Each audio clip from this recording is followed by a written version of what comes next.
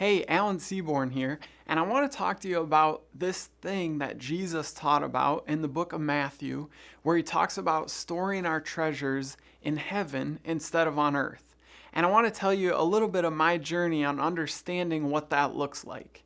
Because you probably heard me or my dad talk about this before, but we've been collecting basketball cards since I was a little kid. And as I've gotten older, I've thought back on all those memories and all these cards that I collected and really wanted to get when I was little. And I have these things sitting around my house, and I try to think of the best way to protect them. And there's lots of different options. So you can see I've got a couple cards here. One's in a little bit of a thicker case, one's a little thinner case. Then you've got some options like this to throw a bunch of cards in one thing.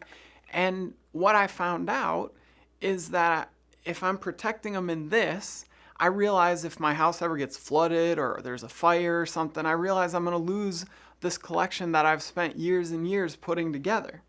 So I researched a little bit, and I found out that if I want to get a safe that's fireproof that will protect my cards, I have to get this really specialty, perfectly made safe for that kind of thing, because a lot of fire-resistant safes use moisture and they use atmosphere inside the safe to keep it from starting on fire.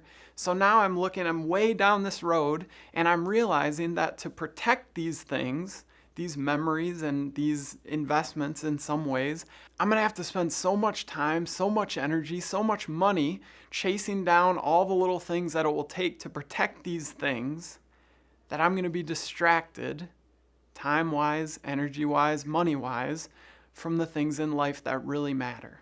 And that's what Jesus was getting at. He knew how easy it would be for us to get distracted by this little stuff that honestly doesn't matter.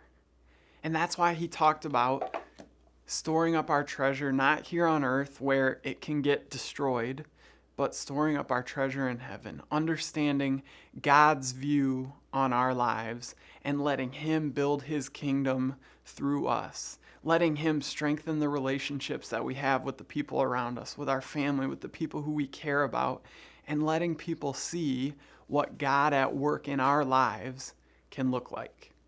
I'm Alan, and there's a little tip to keep you winning at home.